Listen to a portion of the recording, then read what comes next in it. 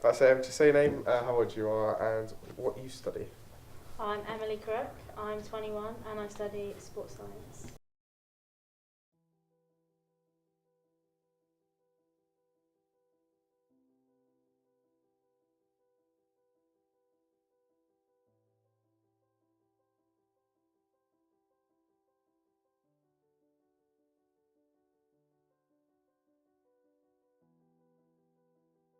I thought I'd get homesick, so I'm a bit of a baby. I thought it was going to be really hard. Not as much partying either, but now we've come to third year, it's a lot harder. Yeah. How, do you think you progressed from first to third year? I just went out and partied all the time, did what I wanted, learned the simple life skills like cooking. I still haven't mastered that, but just looking after myself. Second year was a little bit harder, work-wise, having more to do. Now third year, I literally live in the library. I don't leave, so. Really? Yeah. So you say you can cook a little bit now. What's your signature dish? It's a tough question. That is quite hard, isn't it? Because Jay does all the cooking, so I'd say spaghetti bolognese. Oh. Nice bit of garlic bread on the side, bit of parmesan cheese. Oh, there's nothing wrong with a spag bowl. No.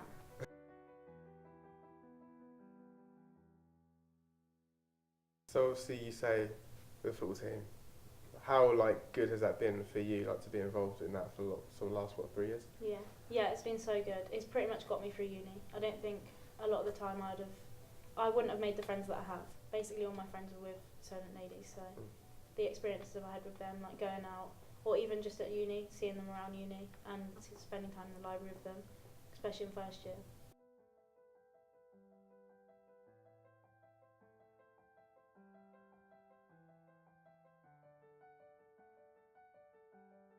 There was quite a big thing in my life when we lost my mum.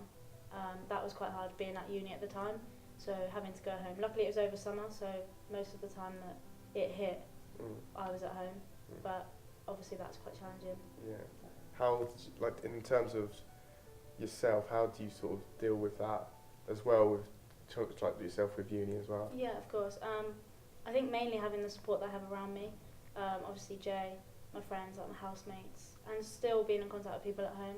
Just massive support. Knowing that I'm never alone is probably the main thing that helped me through that. And obviously, my course leader has done a lot for me as well. So yeah, that would have been difficult without her. Obviously, when it happened, was it just a massive shock, which is why it did hit you hard? Yeah, it was massively unexpected. It was it just happened overnight. So when I was at uni at the time in halls, and I got a phone call and I had to go home, and it was the middle of the night. So yeah, it was just a massive shock. What's your first thought when you get that sort of call? 'Cause obviously you're here, you're doing your studies, and then you have to go home. Yeah. It was first of all, it was shit, how the hell am I going to get home? 2 in the morning, I didn't have a car. So weirdly, Jay's ex took me home. The worst car journey of my life. Can you imagine? That was the first thought. And then really, I had assignments to get done as well. So I think it happened on the 17th of May, and I had assignments due on the 20th. I literally just got in contact with the uni, I'm not going to do it, basically. And luckily, my course leader just kind of said, what happens now? Deal with your family, and then when you're ready, come back. Because obviously you wasn't expecting it at all, and it's such a big thing that happens. Yeah. Did you ever consider even just sort of leaving uni to the side completely? Yeah, definitely. I think I've always said that if it wasn't for Jay, I'd 100% not come back to uni, because at times, when it first happened, there was obviously the grief of initially losing her and then coming back to uni, and it had suddenly hitting again, because even though you're away from home and almost away from missing them, you come back to uni and then you're oh shit, I can't call for help with how to cook, I can't call for help with if I've put enough washing stuff in, and things go wrong, and that's when it hits you again. So yeah, when it was lonely, and with Solent Ladies as well, having all those people around me, it made it a lot easier. So you obviously now, you got your family obviously support you so much. Yeah. Today, obviously, do you feel more connected to your family now, since? Yeah, there's certain people my dad, we didn't get on before, and now obviously we kind of don't have a choice. He's my only parent left, so yeah, it has brought us a lot closer together, definitely. And how is that? Is that mean it's only a positive thing, and obviously you're now more interested in everything that you do and yeah, stuff like that. Definitely. I feel like it's given me the drive to want to achieve more, maybe. Like before, I kind of had my mum to fall back on if I needed it, but now I kind of want to do better to make her proud. So obviously you want to make her proud. Do you think that because of it, the things that have happened, it definitely made you a better person? I definitely think so. Like I said before, I was so lazy. Like even when I went home, like from being independent at uni, I'd be like, oh, bliss, she'll make me a cup of tea. I can lie on the sofa and do what I want. And now I go home and I'm kind of more like the mother figure, especially for my younger sister. I have to kind of lead her in the right direction as well. How old is she? I think it's the younger sister. 16, so she's kind of on the brink of. Yeah. Does she want to do what you want to do? She wants to be a paramedic. Oh. But she's a bit of a wild kid like me. So it's trying to rein her in and take her down the right direction. Do you find when you first came, did you find it really hard to get on with people, or did you find it alright? I'm a bit of a social butterfly, so I kind of just got in, got drunk, and then just met people through being drunk, really. But it was hard because I was really homesick to start with. I really struggled. I rang my mum crying and stuff like that. But it was Freshers Week, so I just kind of hit it hard and met people through that. Do you find how would you just describe yourself in terms of if someone came up to you and said, "Give me 3 words that describe yourself"? God. Anything you like. Wild. Funny. I think I'm quite funny. I don't really know. What's your best joke then? I don't tell jokes. It's just natural. You're just funny. Yeah, You're just funny. 3 words. Wild, funny. I'm quite motivated. Motivated. Yeah. Unless I have to get out of bed, then I'm not motivated. Yeah, I can imagine most of us. Let's talk about football now, obviously, touching a little bit.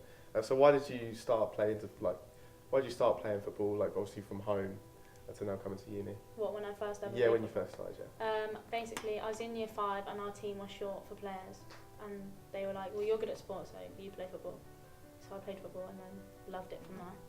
Did you play other sports before? I was only in year 5, so just dabbled with a few, I don't know, hockey.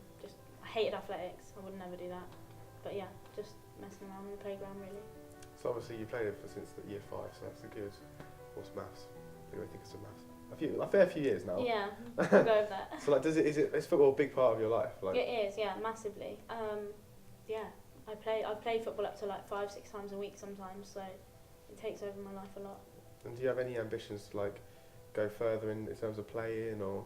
I think I'm getting a bit old now, so I think I would have liked to have wished when I first come to uni. I think I would have wanted to have taken it further, but I've got different career aspirations now, so I'm happy just playing recreationally.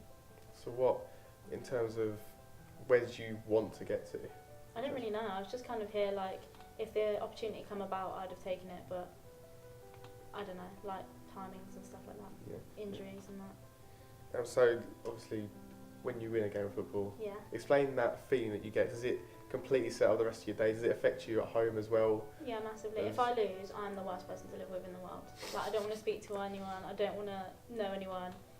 I hate losing. So when I win, it's such a good feeling, and especially if I felt like I've had a good part in the win as well. Yeah, it's so I'm so happy, basically. Obviously, you say you want to win, and you're a striker as well. Yeah. When you score a goal, say you scored a winning goal, I know you scored a few in your time. Yeah. I've seen them. What's that like? Yeah, it's unreal. I love, like I said, I love winning. So again, having that part in saying that I contributed to the winning game, it's just such a good feeling. Elation really, if we win. Have there ever been any moments when you've obviously it happens naturally with anything, but have there been any moments where you've just been I just want to give up, I can't do it anymore? When we're getting dicked 8-9-0, I'm I can't be bothered anymore. Get me off this pitch. Definitely.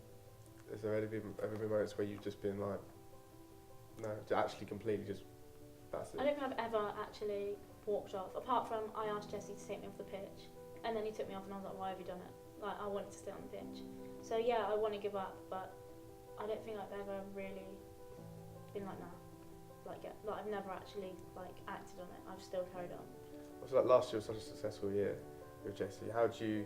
Is that probably one of your favourite years of playing? Yeah, football? definitely. I feel like I had quite a big impact on the team. So knowing that I am important was really nice, and to score like some really important goals as well as like the goals. I think sometimes that one important goal means a lot more to me than 3 or 4 in like an 8-0 win.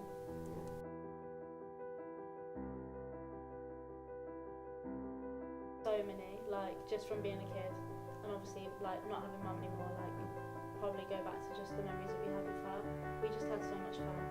Like nothing was ever serious, as you can tell from my personality. Like I'm never serious. So no, I mean, we did say before, didn't we? It was like, yeah. Can I be serious? I was like, you can be serious, but I know what you like. Yeah, I can't be serious. So yeah, there's just so many, just from being like so young right up to even now. We're still gonna.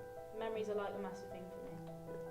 What do you take from like that younger life to like now, and you kind of realise then, you didn't quite realise then, you kind of think now, well, like you think, oh, that really did have an impact on me. Yeah, massively. Just I think like doing things right, like having a good upbringing, like obviously parents teaching you the rights and wrongs and stuff.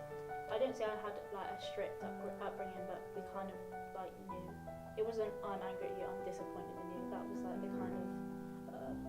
But yeah, I think we had a really good upbringing. I've like compared it to people that I've met and stuff. Like it was perfect. What did you enjoy doing the most? Obviously, school life maybe. Yeah. What did you know?